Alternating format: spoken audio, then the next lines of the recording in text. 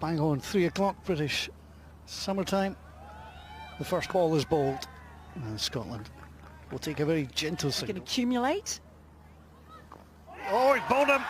What a result that is. Lamichhane takes a wicket in the first over.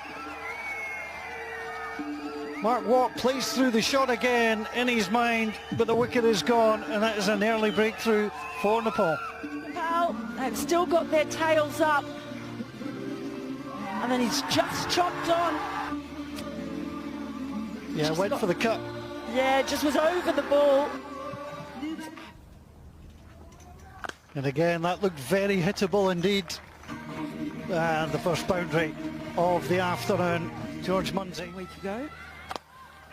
That's in the air. Great follow, and Airi makes the catch. And both Scotland's openers are in the pavilion. What an opening for Nepal. To get back on his feet and get himself there in time. You won't be able to see it on that replay, but believe you me, how he got there, he pretty much fell over, regathered his footing, and then sprinted. 100 wickets now in international cricket for Karen Casey. And Scotland take the single. They're going to come back for the second. They're struggling, and he's gone. Well, it looked a poor decision from here. It was a poor decision, and Scotland wickets are tumbling down. Oh boy, doesn't matter. They are lightning in the field, and they decided to test Lokesh Bam's arm. He was way short, was Naylor. They are so quick. There was a bit of... McMullen has been in a really lean run, but he is off the mark now, and he's off the mark with a boundary. Casey to Nervy. He does go for the drive there, but it's in there and it's caught. Scotland continue to be in trouble. Rupesh Singh takes an easy catch at mid-on, and Scotland are 4 down already. Think about it. See him come down, and he didn't have enough on it. Maybe threw the shot just a little bit early. Wicket keeper right up. That's in there, and that is going to come down in the crowd.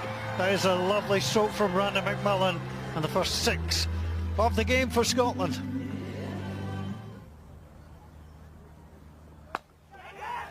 That's in there again. Scotland are about to go another wicket down. Well taken by the skipper Rohit Paudel, and Scotland trying to get things moving. Hit through mid-off. As sharp as ever, as are his charges. Mullen just starting to unwind, just getting a top edge, like he was trying to heave that over long on again. That's just going to be edged away. It will find its way to the boundary. No slip in. And it comes, strokes it away. It's nicely through and all the way to the boundary, so boundary's bookending. Throughout this series. That was a full toss, and that's going to find its way to the boundary. Nice shot, Michael Lees. Shani continuing from the Meldrum Gardens end. There's the sweep. Well, he's done it a few times, and that one has found its way through, and the Scottish captain is bowled. Lamichhane back in the wickets again, picks up where he left off yesterday, now departs. And that one, well, it just seemed to skid through on cross. He played well over the shot. That ball just skidding through a bit low. Oh, he's bowled him. What a ball that is. The stump absolutely taken out the ground, and it's a first ball duck for Chris McBride. Never got a chance to get settled. The stump went flying, and he's back to the pavilion. 2 in 2, and Lamichhane is on a hat-trick, bamboozling Scotland. What a ball to get first up. It's the googly again, back into the right-hander, and send. Managed to continue. There's the sweep, that's a successful one, and it's past the fielder on the boundary. Masih Ahad was out there. Let Scotland find the boundary. Oh, that's close, it's gone. Pitched it beautifully, and Sharif is given out LBW. He's done it again, he's brought the ball back in to the batter, and it's Sharif now. And Lamichhane keeps taking the wickets again. He brings out the googly. He has been lethal with it today, the wrong end. Straightening. He's got him. There's a fuller ball, and Jack Jarvis has played across the line. The stumps are hit once more, and it has been an impressive afternoon. Lamichhane has netted his 4th wicket. He's turning it both ways. They don't know what it's going to do, and then he bowls it full and he sneaks it under the bat. Maybe pushes it through a little bit quicker. Started the bowling, will end the bowling, and that is long, it's high, it's over there into the pitches on the far side, and it is a beautiful 6 and just the 2nd of the innings for the Scots. He's gone. Played on, and Scotland are all out for 97. It was a good effort from Michael Lease, but in the end he had to carry too much of the inning, and he's the last man to fall. Shoulders, but Airi, a Tiger angled in, tried to whip it away, and it's just gone straight through him on that occasion. And Scotland facing Nepal today, and they didn't manage to find triple figures. All out for 97 in 19.4 overs. Top scoring, paudel and bhurtel. I mean, not for 20 at this level. A run rate of 5 is exceptional. He didn't manage to take a wicket, but the start 2 overs, 19 runs for the Dutch. And he opens up with the dot ball. Scotland are going to need to see an awful lot of those. I hear they only have the best students. Well, they let anybody in sometimes. That is just clipped away. Well, Scotland were well positioned, but that might find its way to the boundary. It has. And there's the small margins which you face. A couple of good shots. They don't have to push things, but they are going to push things. It's in the air and it's over the head of McBride. It's another boundary. And it slipped. It's clipped round the corner, and that's going to get away from Sharif. And it might be required. They can't stop. Almost 20 overs. That's a lovely shot. Pushed away, and that's to the boundary again. That is such a beautiful piece of batting.